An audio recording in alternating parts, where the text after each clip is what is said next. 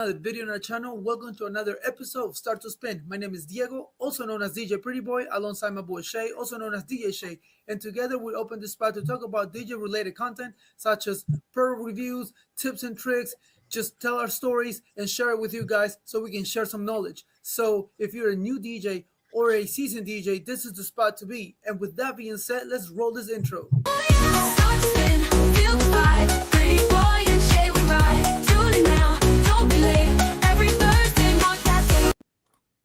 Yo. Hey, what's up, man? Welcome to another video, another episode of Start to Spin. And as always, we come up with a hot topic. Today we're going to talk about, from like inquiries and, winning this bookings. And the reason why I came up to this is because actually Shay wants to share his previous conversation and the way he went about it and how he got the gig. So go ahead. It came up to me because I had an event that someone inquired about, and then I had the consultation, and it was for a wedding reception. And I feel like we've always talked about that, getting people on a call is something that all of us do. At least me and Diego, we like to get someone on a call. But I thought it'd be a good topic to talk about, like what to do actually. What are the things to do on the call to make sure that it's successful.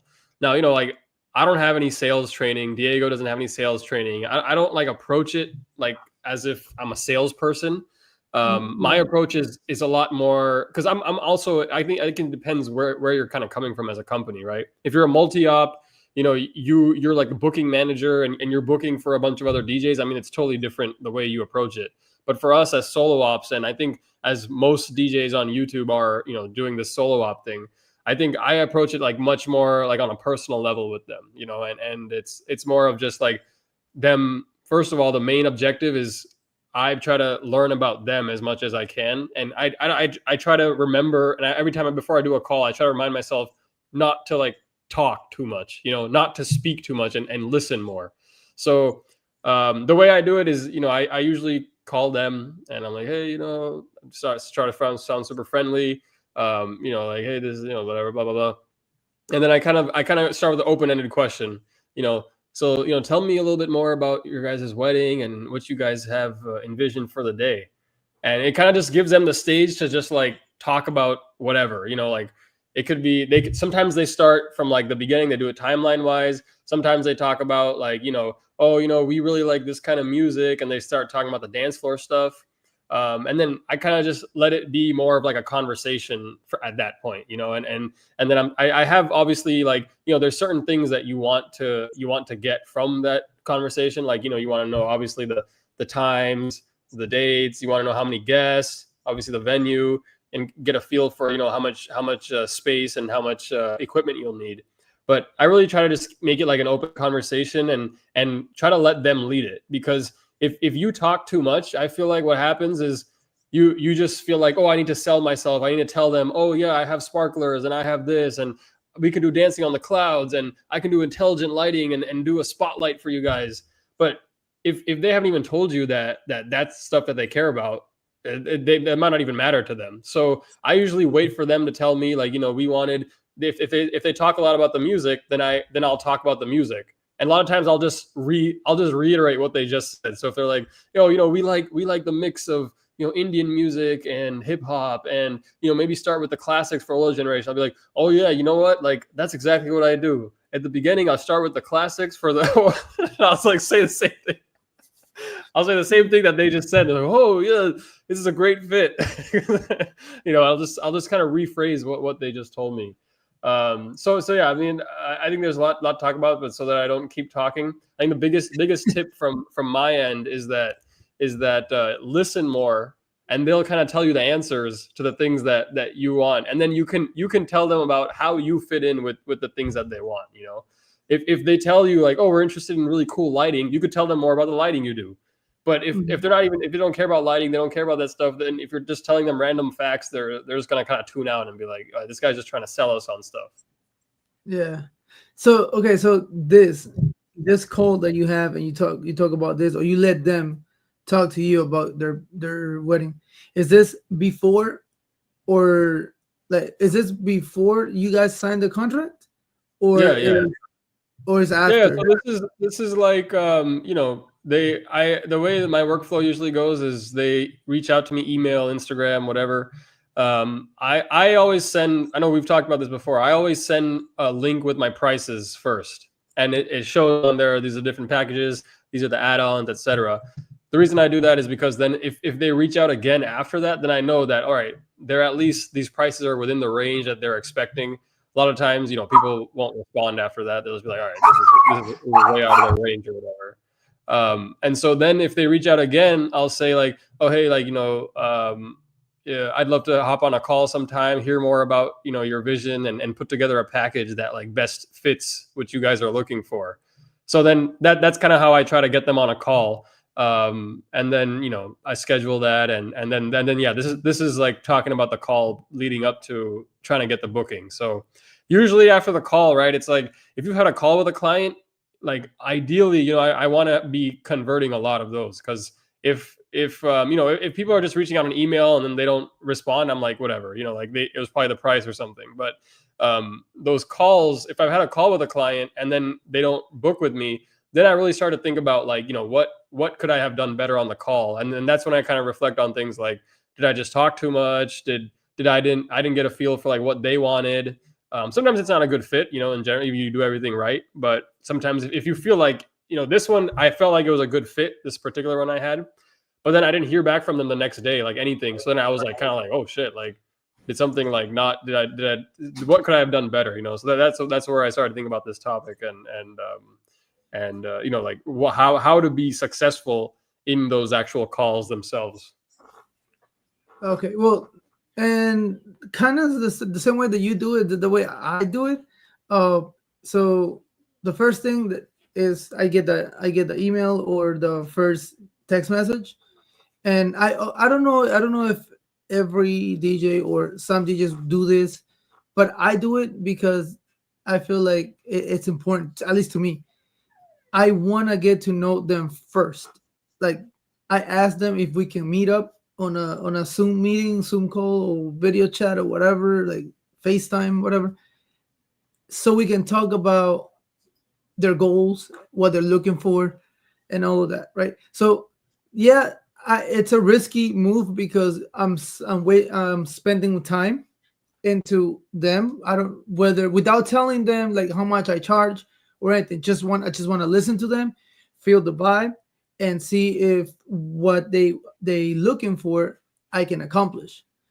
And if I can, cool. And if I can't, I'll tell them, I'm sorry, I'm not the right DJ for you. Right off the bat. That's like the Yeah. first. This is the first meetup that I have with every single client that I do. After that, on that same time, on that same meeting, if I see that we match and everything that they want I can provide, then I'll send them my prices, and so okay, so these are the packages that we have for weddings and quinces, and just choose whichever best suits you, and then reach back out. 9 out of 10 they reach back out, and we end up booking. But why I feel like is because we build that connection on the first meetup. Again, I don't see it as like I'm wasting my time. I see it as an investment. I'm investing into it, and it's free. Like, obviously it's my time, but Yeah, I know. what? I know. There's a lot of big successful companies that do it your way, and then there's Mhm. other people that do it the way that I do it. I've seen people give companies a bad review because they're like they wouldn't give me the prices. I had to like schedule a time with them, and it just kind of adds this extra layer of sometimes people are like they just want to know they're emailing people. It kind of limits it reduces one more like barrier to getting them your price and making everything a little bit more just straightforward. Like my pricing is also straightforward. Like it's I'm sure I know yours is too. Like it's all standardized. Like Yeah. it's like this package is this package is this. So sometimes also so that's good. I think that makes it really helpful.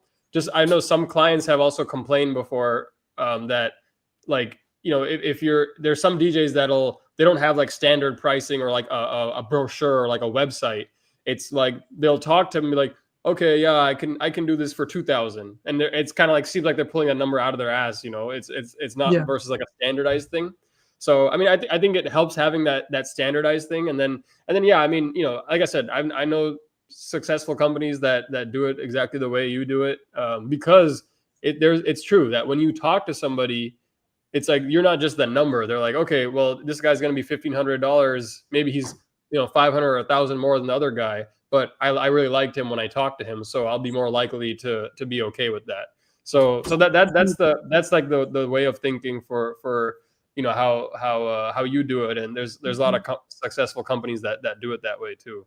But I think either way, whether you decide to do the call before or do the call after the pricing, I think the skills and the kind of the things, the techniques you use on the call itself are still going to be similar to each other, because it's still, how you're going to build that connection, how you're going to, make them feel comfortable with you and like feel like, oh, wow, that I had a really good experience talking to this person. I think the call is probably going to be the same, whether or not, you talked about money beforehand or not. Yeah. And one thing is, at least for me, and like you said, I on the first call, myself, I let them talk. My first question to every single couple is, how did you guys meet? That warms up warms them up, because they become open to you, and they start telling you, oh, like we started like this, we did this and that and that, that's how we met, whatever. After that, and like I'm taking notes, like just like bullet points or like things that I think are interesting. Yeah. And then also at the end of the conversation, I just say, all right, so just to confirm and to reiterate, just to say whatever you said, and I started just like making everything, all the summarized stuff that I turn into a conversation. So you guys met like this, you guys' favorite color is this and this, so possibly that could be like the theme of the wedding, and that's cool. And then I hear that you guys met because you guys went to a, I don't know, like a reggaeton dance or whatever. So you guys are really into reggaeton, right? So they're gonna be like, oh yeah. So they feel like you literally listen to them and you actually care for what they do, and which I do, because at the end of the day, like all that information is helpful for you to do your job right, and for them to be happy with your services. So I think, at least for me, is like the first meetup. It's very important. It's huge. And that's why I always say I always have 3 meetings with my clients. The first one is like get to know each other and see if I'm the best fit. The second one is to talk about your timeline and the music. And then the last one is optional. We can have it, or sometimes they have like additional questions or whatever. Then we have that meeting, the last meeting, which is like a week before or within that week, if they have any questions or anything that they need to change and stuff. So we do that. But I do tell them though that anything that has to do with music, it has to be done prior to that meeting, because I need at least like a week or 2 weeks to like whatever, if they change songs or whatever, I need to make sure that I download it, it's analyzed, ready to go, and all of that. So I do tell them that. But with regards to getting the booking, I feel like the more closer you are to them, or like they feel that connection, your chances of booking that event, it's higher. Yeah. And that's an advantage that we have, as solo ops, because sometimes the bigger companies, they talk to someone else on the phone and someone else books them, but then someone else is during the planning, they might talk to somebody else, and then on the day of someone shows up. I know companies that you never even talk to the DJ who's showing up the day of. You just they send somebody, and then they've communicated everything with them, and they have the plan, but you've never even talked to that actual person. So that's you tell me if you have certain things that you like to say on calls, or things that you like try to remember to say. But one of the things I always like to say on calls at some point, whenever it's like a good time, is that I always say that, you guys are talking to me right now throughout the entire planning process. You're going to talk only with me, and then I'm going to be the one that shows up on the day of as well. So I'm going to know, exactly what you guys want. We're going to have talked about everything, and everything's going to be like curated exactly to the way that, you guys want it. So I always make it a point to say that, because I think that's like super underrated, and some of these other companies, they're probably talking to who knows who, and then who knows who's going to show up the day of. And so as us like, that just do that, don't subcontract and don't have like other DJs under us. That's a big like benefit that we can share, that other companies that they talk to might not be able to do. Yo, buddy, what's up, man? Hey, buddy, was good. I'm sure buddy has some gems he can drop on this topic. Like, what are some, or what is the biggest tips you can give on that booking call when somebody's talking to you about whether or not, hearing about your company, you're hearing about them? What are your biggest tips to get them to book with you, or just like to build a connection and, to eventually lead to a booking? So I was saying that, for us as solo ops, really highlighting that we get building that personal connection, which starts on that call, but then also just highlighting that, this is going to be, you're going to have access to me anytime. This is my cell phone number. You can reach out to me directly. And then I'm going to be the one that shows up on the day and going to do everything that we've been talking about this whole time. Do you have anything that you like tell them, or like things that, I don't know, like you said, your thing is like, how did you meet? Is there anything else like that, you ask, or you kind of say to them, like it's your go-tos kind of thing? No, like the first one is how do you guys met, right? But then after that, I just start talking about like, what's your goal? I want to hear what's your goal for the wedding? Like, what are you looking for to obtain out of it? And then obviously they're like, oh, we don't know, because it's our first time or whatever. And then that's when I started like digging into like just questions like, okay, so what type of environment are you looking for? More like a traditional wedding, or are you looking for a clubby type? And at least in my case, the majority of them is like traditional. They're like not so much clubbing, because they have a lot of older people. So and so I just start asking questions that are more like very relatable, so they can start choosing.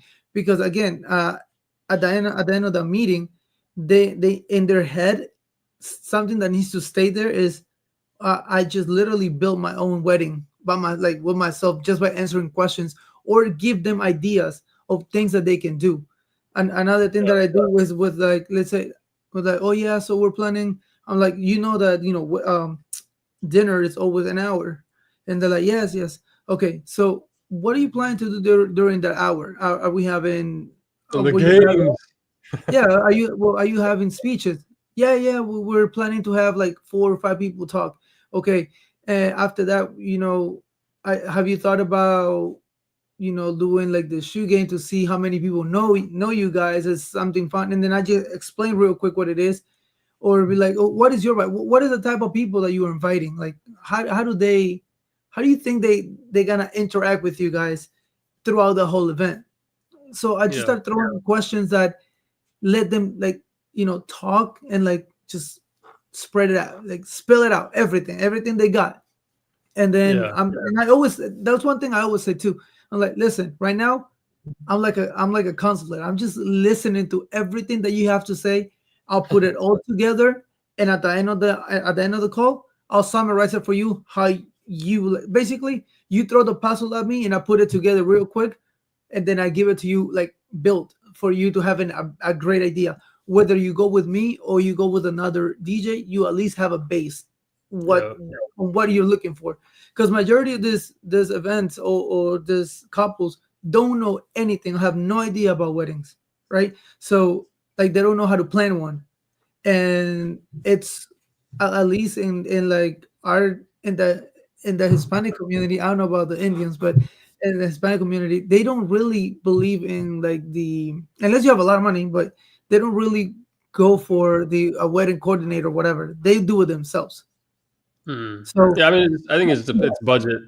And that's another thing that that's another question that I ask. I'm like, so, and are we having and I always say we, like when I talk to them. So are we having a wedding planner? Like I involve myself, like I'm part of it.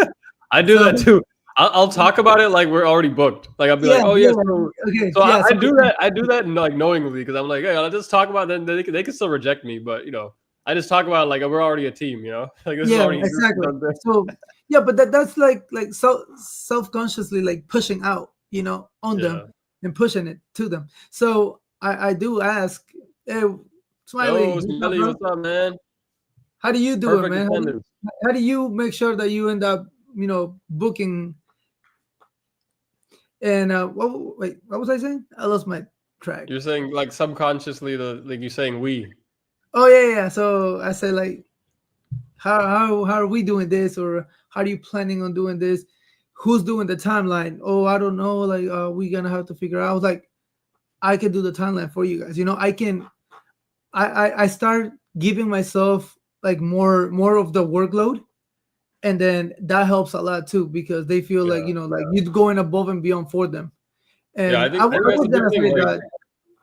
Like give them free advice on their consultation, or like sign Yeah, up to do things, and because like don't gatekeep even in the consultation because they'll think like, wow, like he's willing to do all this stuff right now. Like imagine what he's gonna do as our DJ. yeah, And then Buddy exactly. says Tracy and I go over what we can do. We do a walkthrough of the day. We have videos and pics of all the different parts of the day, asking the where and probably the where and the what of the day. Yeah, I think Buddy, you do it. You do them in person, right? Or like that's another thing to talk about is I just do phone call. I've done a Zoom like a couple times, but when I'm like saying, oh, I'll just say I'll call you.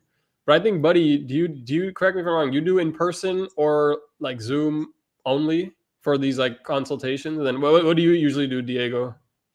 My main source is Zoom. Oh, really? Well, video call. If not, I'll do in person. I don't like. I told you this. I don't Yeah, like yeah, talking. yeah. I don't like talking on the phone. So unless it's like a FaceTime, or we can do FaceTime, we can do a Zoom, Google Meet, or we can meet up in person because I want that. I want the connection. Talking on the phone, it's not good for me. It's not enough, at least for Yeah, me. yeah. So I've been doing on the phone. I mean, I have success when I do get them on the phone, but yeah, maybe I've been considering Zoom because obviously it's like it's more.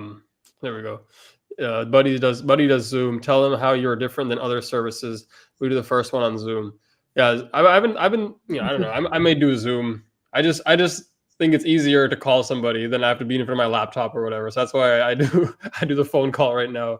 But yeah, I mean, talking about tell them how you're different. I've struggled with this one because I'm like I don't want to come across as us. I'm just like, oh yeah, these other guys do this stuff, but I guess how you phrase it, it's like I don't like explicitly say, other guys might do this, but I do this. But like for example, that one where I tell them, you're gonna talk to me the whole time. You're talking to me right now. We'll plan. I'm gonna show up. I'm saying that basically with other services in mind that don't do that, right? That's why I'm saying that because I'm like maybe they've talked to other companies where they're talking to some guy and then a different guy is going to show up. So I guess I don't explicitly tell them like other DJs just do this, but I take it a step ahead and do it like this. What do you think about that, Diego? Do you like do you like tell them like, oh yeah, other DJs? This is what makes me different from other DJs, like explicitly like that. To be honest with you, I don't know what to say to that one. Tell me why are you different from other, like the only thing is like the personal touch that I would say. Like if they ask you. Yeah, like, or why should I hire you? Dude, I don't know. Nobody's ever asked me that. I'm surprised you got that question. I got in that Like one. very, very much like an interview. I'd be like, what makes me different? That I turn down clients, and I don't like that question. So bye. One time I got that question once, and like I didn't know what to like. It was like, so why should I hire you? And I was like, why did you look me up? That's why. Oh, yeah, answer the question. You saw my stuff. Did they end up hiring you though? Yeah. Oh, but like I said it, but I started laughing because I thought it was funny. Like like when I said it, right? sometimes I don't have filter, so I just say things, and then later in my head it pops out. I'm like, oh damn, like I shouldn't have said that, I but don't it's know funny. about. So, but I I don't know make where them they laugh. got, dude. I don't know where they probably read that on the Knot or Wedding Wire told them to ask that kind of a question. But I don't You know know what? about that. Yeah, that's probably true. But Yeah, buddy, have you ever gotten that question before? Let's see, because Buddy's had a lot of experience. Let's see. He said you can see and share, or I think this meant share more of a personal touch. And then he said you can tell them what you do, never talk bad about it. Yeah, that's the approach that I take too. Is I say like I have in mind that I know what other companies do, so then I don't say that, but I share things that other companies do that I don't do. Like send somebody else on the day of when you never even met them before. like, So but that'll say I'm going to show up. besides like you giving it your personal touch, and at least like for us and like Buddy, you talk to us and this is what you're getting me, you're not getting somebody else. Like you're not talking to me throughout the whole working process, and then the day off you get a different DJ, you know what I'm saying? Yeah. You're getting me. Weird. So you get that personal touch, like Buddy says. So like Even that's if one of the even biggest if things, I but how is ever that making it different Yeah, than that exactly. Yeah. And then but yeah, dude, I don't know. If someone asked me like why I should hire you, I'd be like, it's if you think I'm the right fit, if it's all about fit. And there's different DJs out there for different people, like there's like club crazy DJs like, that do EDM and like all this crazy stuff. And it's like I'm not the best fit for that, yeah. So I mean that's how I'd answer, and that's usually the clients I want to book are people who like are a good fit in terms of what they're looking for, what I do, and then Buddy says share. Yeah, you can see and Next share. time, if I get that, why should I hire you? I'll be like, why should I work for you? You tell me why I should do it for you. You're the one calling me. Right? That's funny, dude. I know that's a kind of a weird question. I don't know, Buddy. Have you ever gotten that question? I think Buddy's probably seen it all. So, Buddy, what's Smiley, up? have you ever gotten that question? We got someone new here, Chin Chillin'. Welcome to the show, man. Hey, Chin, what's up, bro? Chin Chillin'. He said, "What do you guys think of moving head products from China? Some Hispanic DJs, they have like Art Fox brands, Sky Beams, 230s. For me, I had two Beam 295s. Man, well, we're not sponsored by Both Lighting whatsoever, but we both own Both Lighting products and love Both Lighting products. And Both Lighting is from China. So there is a Both Lighting USA, but those products come from China. And honestly, dude, most of the ADJ or Chave, this stuff is built in China and then it comes here. And then it's just rebranded and sent out. So I like the products from China. They work great. They're great budget. I don't own any moving heads, so I can't speak specifically to the moving heads. But from everything, all the other lighting I've bought, Chinese brand lighting, it's all worked great. The price is great. I just don't see, unless there's a big difference in performance, why I would buy something from there versus here.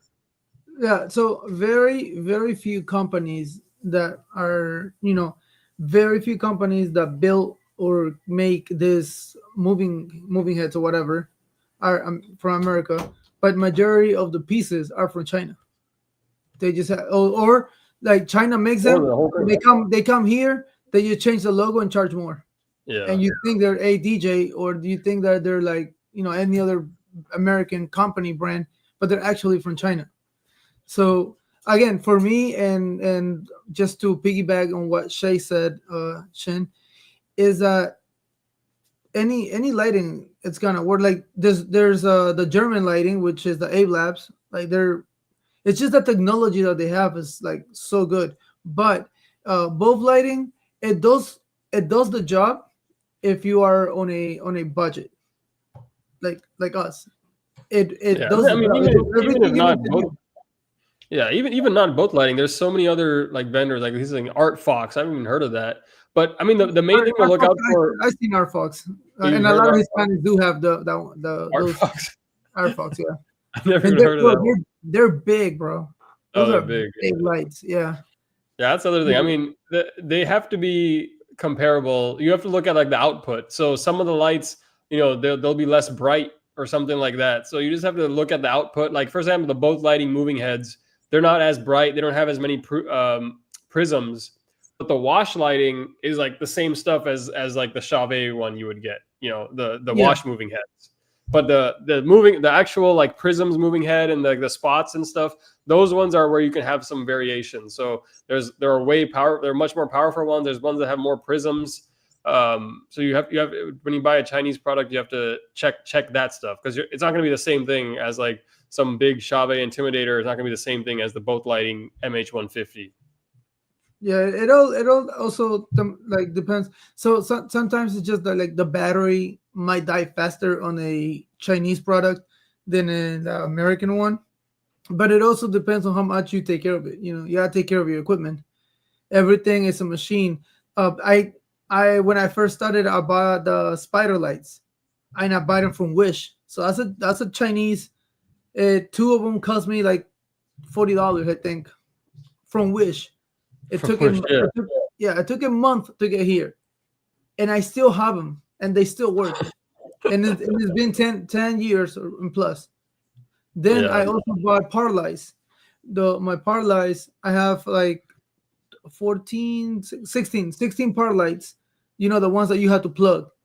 Because when I first started, I didn't have money for anything else, so that's the only thing I could afford. That's what I did. I bought that, and I still have them, and they still work. I just don't use them.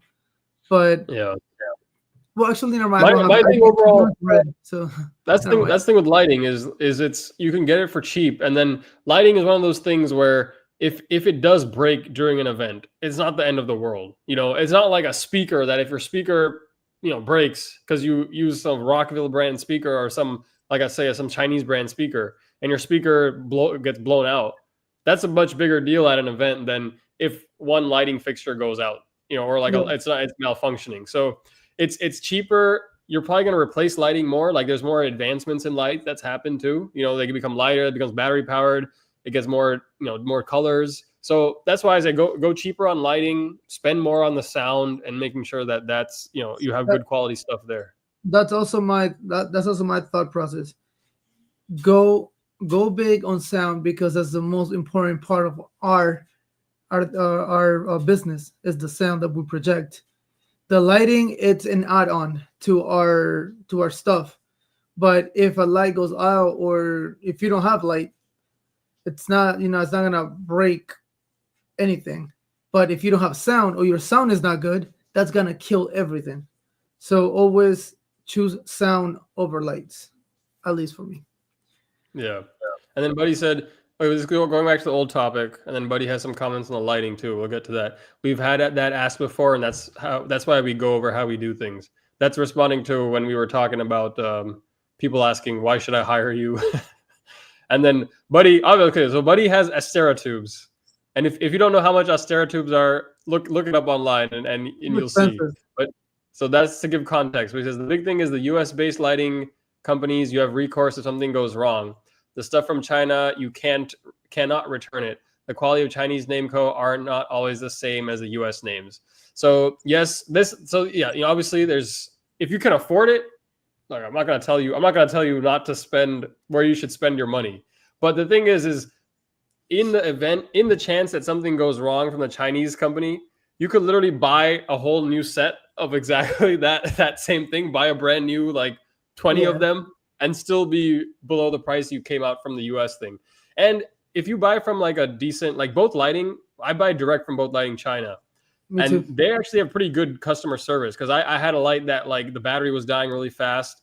I was able to message with them, and they shipped me for free under a warranty, like a new battery pack. I had to change it out myself.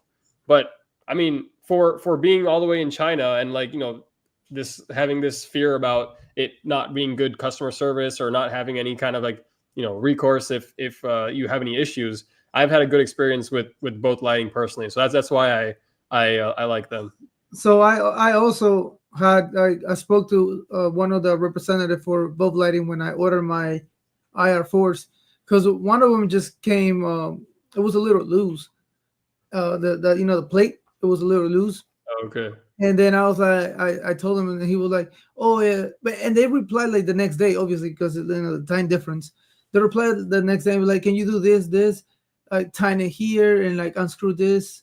And then I did it, and it went, it was tight again. It was fine. It was It's fine. kind of, And then you kind of have to DIY it, but yeah, even like US but for based the, companies, like I remember US DJ Bretley, like a lot of he's having this issue with this Rev 5, which is like such an expensive controller by Pioneer, such a big company, and he's like, months going by, Pioneer's not doing anything about it, they're not responding. So I mean, I think whether it's US based, there's still going to be customer service issues, and then that's the thing. I mean, even if you get ghosted by the Chinese company, you could literally just buy like another one. 10 more of those lights, and then still be way under the investment you would have made. So and Yeah, then the shipping cost. I mean, there is obviously shipping involved, but with both lighting, I had even direct from China. I got my stuff within 10 days, and then the shipping is included in the charge. So yeah. So it was it still also very affordable. depends on like like the amount that you're spending, and the more you spend, the less it's gonna be on the shipping too. At Yeah. least with both lighting, is a little cheaper if you spend more money. Yeah, So, yeah, yeah. Obviously, the shipping is huge. It comes here on a boat or something crazy. well, it comes in DHL. So yeah, Yeah, I think it's like, dude, I don't know how it gets, but hey, mine got here pretty fast. I think yours did too, right? It was like 10 yeah, days. mine came in like 2 weeks. Yeah, yeah, which is pretty good. And then Yeah, Buddy it's not has bad. Rockville. Yeah, and Rockville is all Chinese. They had what do you say?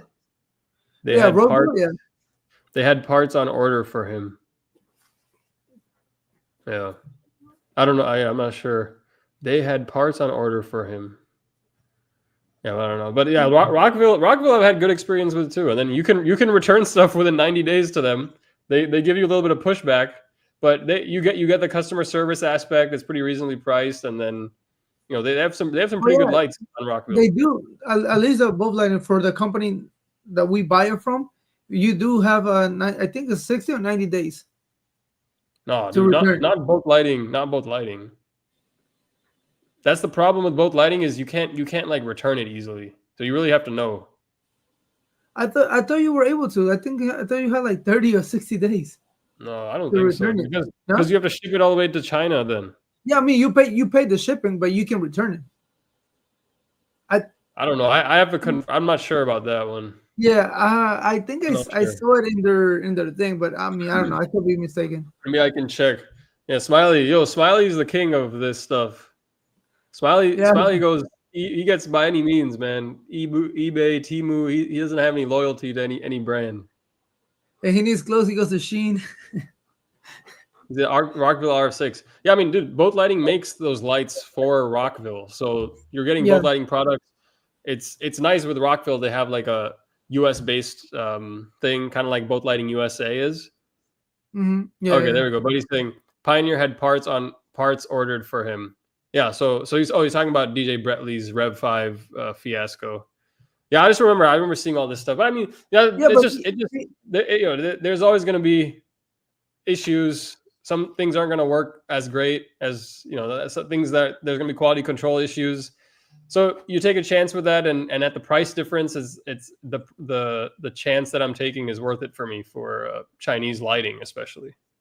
yeah, I mean me too. And again, keep this in mind at all times. You're a DJ, and a DJ main concern is music and sound.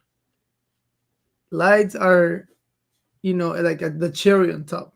Yes, we want it to work all the time, but it's not like a deal breaker. What, like, literally put yourself in a scenario, you're at a wedding, you're partying it, you're doing it hard, your moving heads, they fall off, right? They break, but you still have music on. Your speakers break, and you have your lights going on. What's worse, your lights, losing your lights, or losing the music? Obviously losing the lights. So keep that in mind. Yeah, At least for me, if you're starting, or if you are this as a part-time, and you are on a budget, you go for whatever you can get, at a obviously at the price that you can, Now, if you're balling like Body is, like Abe Labs or Steras and all this like crazy brands, of course, go for them.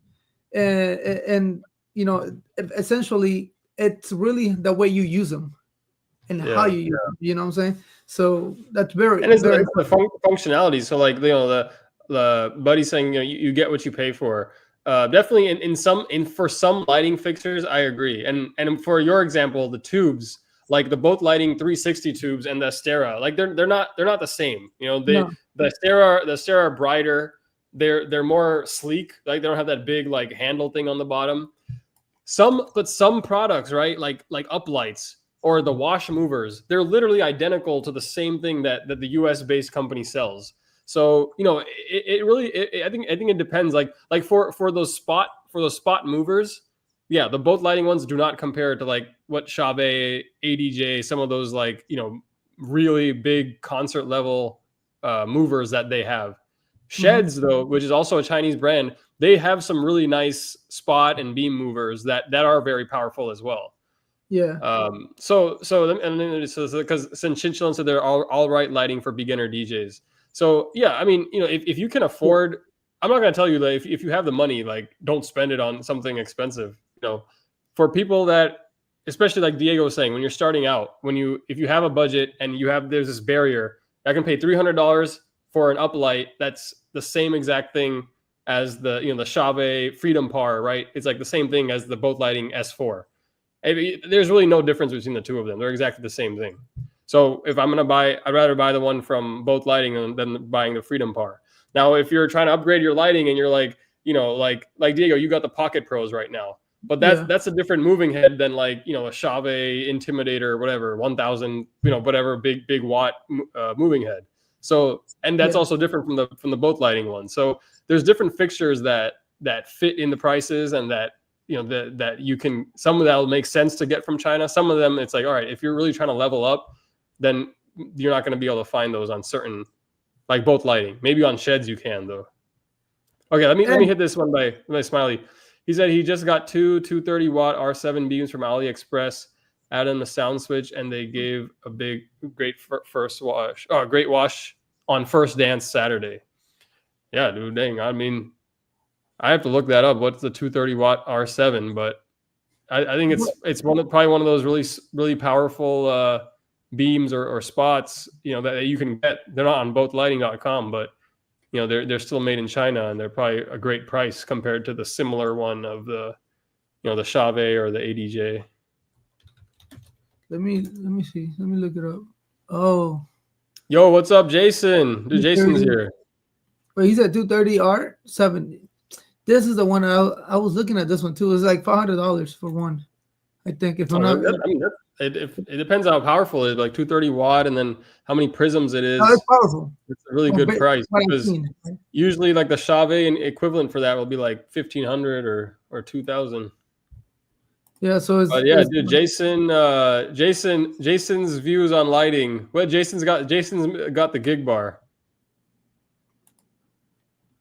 Wait, let me see if I can. Studio. Oh, you're trying to share it? Oh, right here, right here. Oh, there we go. Okay, so it's this one right here, the first one. Oh yeah, the sheds. Yeah, so that's just like a pure beam. Yeah, that's the one that he's talking about. And Buddy says part of the immersive experience of the night for sure.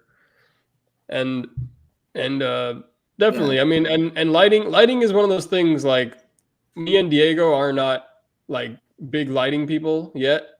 I don't even use DMX. So let's put that out there. I don't use DMX. I'm not at that point yet.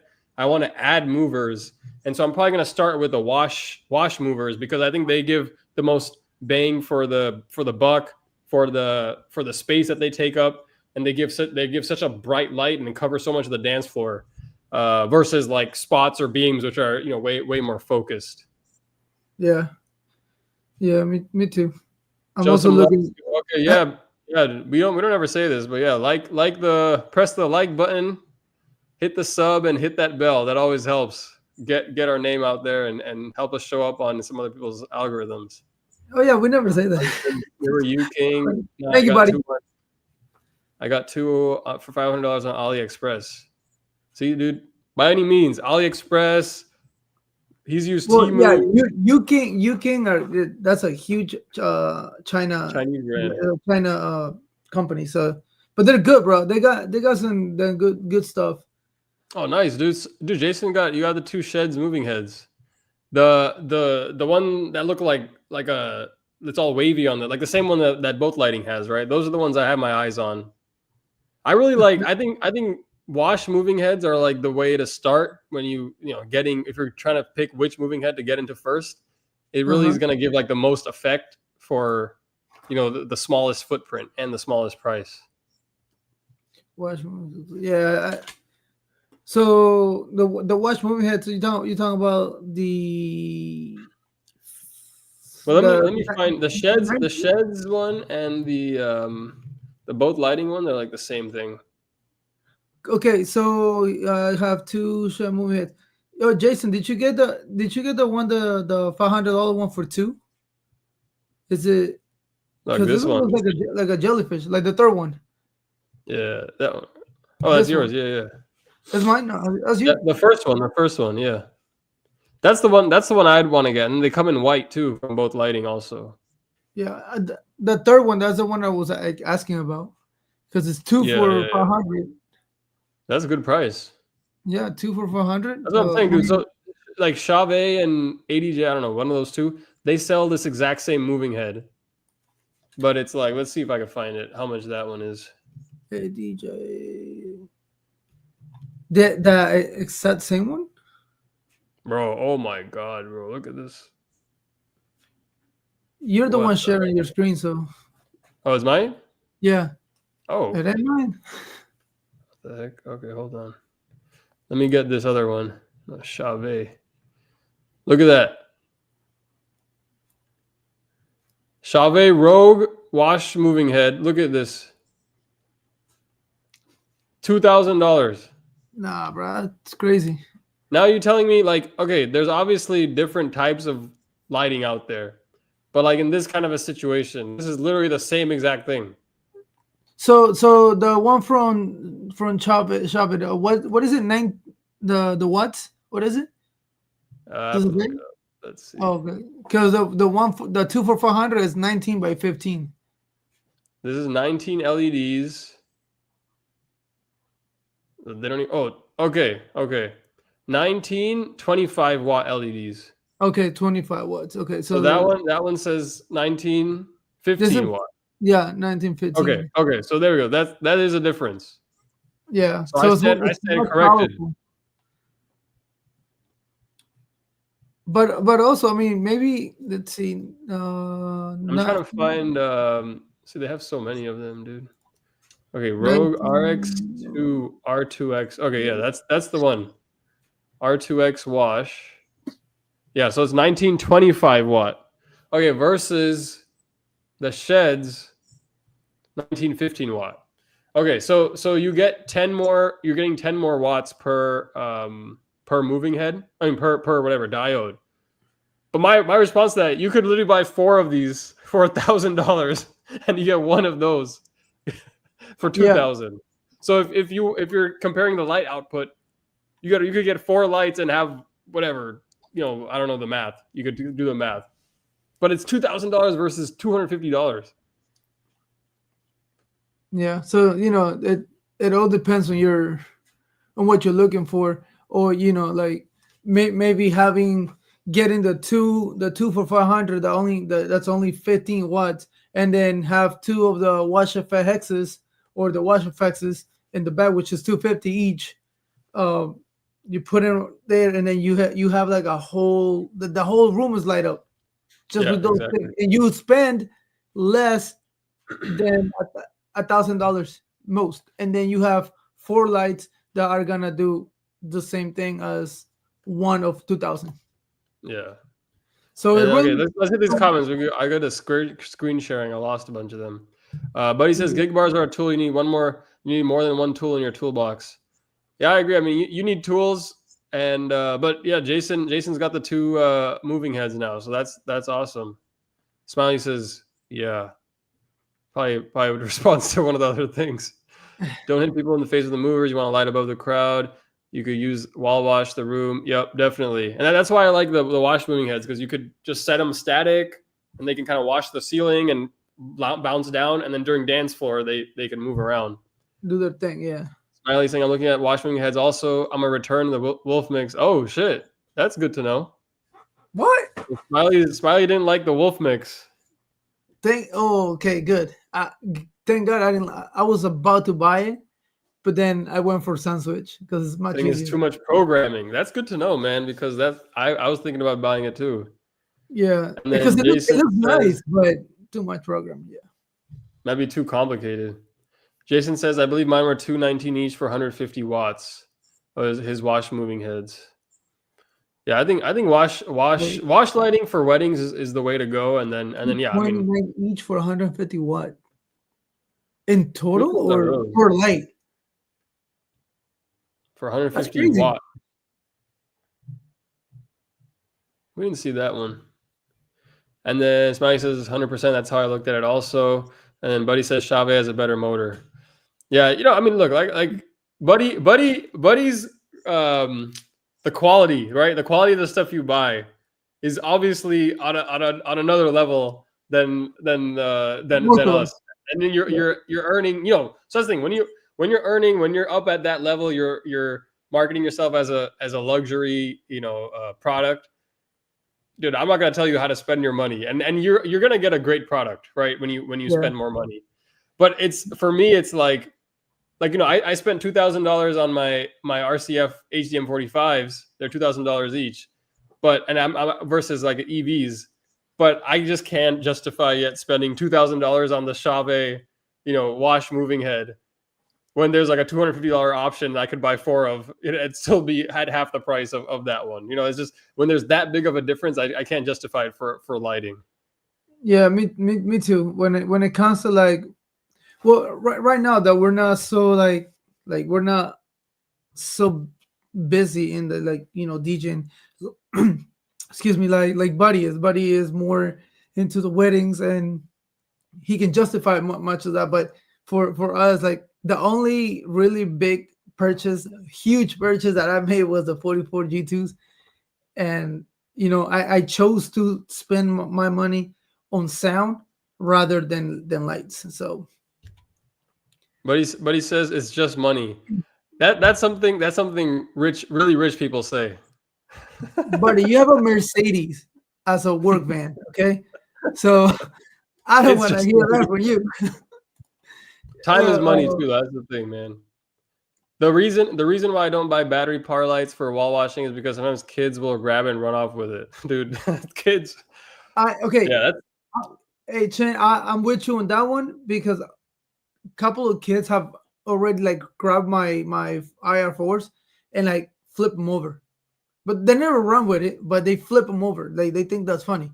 They flip them over, and then we're like, that's another reason. That's another reason to buy Chinese lighting, because if someone picks it up and tosses it in the toilet or something, like you're like, all right, it's okay. But if I had 8 labs and someone like stole it or something, people steal up lights too. I've heard of that. That never happened to me. People steal it. They think there's a souvenir, so they can take it. But hey, Chen, make sure that you have that in your contract though. If anything gets like messed up during the the event, the client is responsible for to pay for that. Obviously, if one of the guests messed it up, kids or whatever, so you cover yourself, and it's better to do it with like Chinese than to do it with very expensive lights. Yeah, Jason's saying that was per light, and then he said they're not the wash lights. So so I think what he meant is the 150 watt movers, moving heads. That's the same one, like the both lighting one, I think, are the 150, the MH 150. That makes more sense. That makes more sense. And then, but yeah, those like there's those, and then there's like the Chave Intimidator big ones that are going to be way more powerful. So yeah, you kind of have to know what you're getting with that. But still, like it's the same thing. Like it depends how big crowds you're doing it for. If you're just trying to do, you want your 3 or 4 prisms and the brightness works for you. They're battery powered too now. At least the both lighting ones come battery powered with the same 150 watt mover. So that's pretty cool. A lot of even American brands don't have that yet. Now And then you also gotta take in consideration what are you going to be using these lights for. So if you're looking for like in a specific functionality, such as you just want like a very nice spotlight, you have to look for a spot moving head that has like the rotating gobo that can provide you like 4 or 6 to make a really huge spotlight if that's what you're looking for. If you're looking for just something that moves around to watch the whole dance floor, then yeah, you're better off with a moving head watch light because that's what you're looking for. So literally make sure that you know what you want to get out of this light so you can do your research and based on your budget, choose the right one for you. Yeah. And then here, let me see. Smiley, let's hit these comments. This is awesome, man. We got so many comments. Smiley said, definitely get you some time to play around with the static scenes on Sound Switch for the first dance, entrance, dinner. You'll be good. That's really all I have programmed on mine. Yeah, man. Smiley, you should like make a review of Sound Switch versus Wolf Mix because that's really good to know. You had to return your Wolf Mix because I was thinking about buying one like pretty soon. And for my Sound Switch, that's it. I have main entrance, I have spotlight, and I have dance floor party. That's it. That's all. That's all I use Sound Switch for. Yeah, I don't need basically all you need, Yeah. And he said, yeah, nothing like Daryl Bennett. Yeah, I mean, you can get as crazy with it as you want. Jason said, my wife has barred me from big purchases this year since I bought my EKX speakers in November. Dude, that's the other thing, man. The wife will start barring you if you're like too public about the stuff you're buying. I want to buy this. I want to buy. That's why I talk out loud. I talk about it out loud. But that's definitely another hurdle in convincing yourself. All right, I have this budget. What am I going to spend it on? It's like I already spent it on these big ass speakers. But I do gotta say though, great choice on the EKXs, bro. Those are killer speakers, man. Bumping. But he says it's a Sprinter van. It may have a Mercedes-Benz name, but it's a work van. Dude, I mean, this is an exact example. It's like the Sprinter van is like you buy the both lighting version of the S4, and then if you buy the Chauvet one, it's like buying the Mercedes-Benz. It's like under the hood, probably pretty similar. But then you get it's the name. Pretty much. This weekend, the wedding people got us to DJ our 360 booth, our regular photo booth. Damn, dude, nice, dude. You sold like all the add-ons. That's dope. Smiley gotta show some tricks, man. That's why Smiley should have participated earlier when we were talking about how to sell stuff. It gotta look like this. Mercedes-Benz. That's like buying. That's like when you buy the Ape Labs instead of the IR4s. Yeah, you should go for a Transit. Yeah, see, look, the Asteras have alarms on them. So the Mercedes-Benz van probably has an alarm on it, but the Sprinter version doesn't come with an alarm. And that's crazy, dude. I didn't know Astera comes with an alarm. That's pretty sick. Yeah, that's cool. Because, dude, people, that's the thing. They're easy to steal, and then like obviously, like you, it's hard to watch all your stuff when you're in the mix, and especially if there's just one of you. And then Buddy says, do you want to hang out in a Zoom room after? I can set one up. Well, I gotta go. I gotta head out, but we could have another a meeting for another day because Shay has to go and I also have to do something in about 10 minutes. So but yeah, buddy, that'd be cool to see that stuff. So maybe later on the week. Next week we'll continue. Maybe that's what we'll do. We'll do an official topic is Chinese lighting versus American lighting. Okay. Even though we basically covered that today, but we'll do a second. We'll go more in detail in regards to we'll come prepared. It's like we'll come with the comparisons prepared rather than trying to pick it up on the fly. Jason, book another wedding expo. Nice, man. So it seems like you had good success from that first one, and convinced you that it was probably worth it to do a second one. He found the fun in it, so now he likes to do them. Yeah, I mean, I think it's probably been a year, right? Almost a year since that last one. It's been a while. Yeah. See, I keep telling y'all, man, look into it. It's an easy add-on for sure. Well, Diego has the 360. This is the regular photo booth we don't have. I'm actually using it using the 360 next week, so I should have a gig log for you guys Oh, you later booked it. later on the week, like next Friday. I'm using it, and yeah, so I'll have a gig log for that because on the Kings I'm not using it because my wife is invited to the party, so she's not gonna work for it. She's not gonna work on it. So Got it. And then Buddy says, I have a wedding show this weekend and next weekend. Dang, dude. yeah, you should make a gig log on that, man. We want to see how people go about it. That would be very interesting to Or see like other people. how Jason you too, set man. up the food. Jason, he made one. It was very interesting to see how he handled his first expo. So now that he has a little more experience, he should be able to like upgrade, and show us. Well, hold on. There looks like Way. there's some drama. He says he had no choice. He didn't read the fine print. He'll make a video. So I think it's like a lifetime. He signed up to be a vendor there for like a lifetime or something. I had no Signed his choice, life but away or he didn't something. give it. Oh wow, cool, man. We'll definitely Yeah, be on we'll the check it lookout out. for that video. Oh And my bad. then, all right, do you guys rent photo booth to other parties? Yeah. Uh, I have like my 360 is not like just set for my DJ stuff. If they just want to do the 360, I'll rent it out. And I know Smiley does the same thing. He has that thing going. Yeah, he says, Yeah, or other DJs. renting it to other people or renting it to other DJs, it's pretty much the same thing.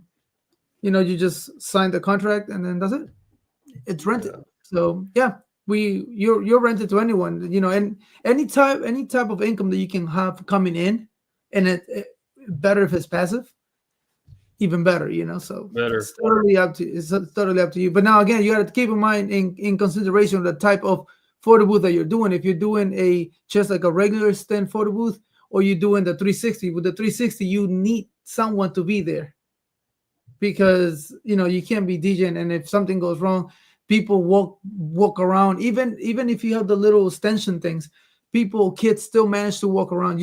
I think it's more safe to have someone there making sure that everything is running smoothly with the 360. With the other one, the standalone one, it's fine. But just press buttons and it works. So it literally depends on like the type of photo booth you want. Go ahead and read those two, and then we'll cut it off because I know you have to go. Yeah, then I gotta go. Let's see. Smiley says he does the same. He rents out the photo booth. Same with sparklers and dancing on the clouds. He goes and runs them. And he says, I never bring audio gear for a show. You don't want to make your neighbors mad. Also, I don't want to yell over music. Okay, so he's saying at the bridal shows, Yeah. that he doesn't bring like sound and stuff. He's also seen Battle of the DJs at shows. Oh, at a wedding show. I could see that at like a NAM or whatever. They do like Yeah, DJ. that's pointless, at least to me. Yeah. No wedding Like person Battle of wants Wedding DJs. Like, I mean, really, like. yeah, it's completely different. But But all right, yeah. guys, so we have the next topic for next week. Yeah, And shout out Chin Chillin for a good juicy controversial topic that we'll go into different types of lighting, and then also how to compare, right? Like today we compared that wash one and it had more output than the yeah, other one, the Chinese one. So we can talk about how to compare it and what to look at. So that'll be a good topic. yeah. So we'll go for that next week. And again, thank you all of you guys for your messages. It's pretty cool. Buddy, we'll meet probably soon to see which one to show us. And yeah, we'll see you next week. All right. Peace. Peace, guys. See ya.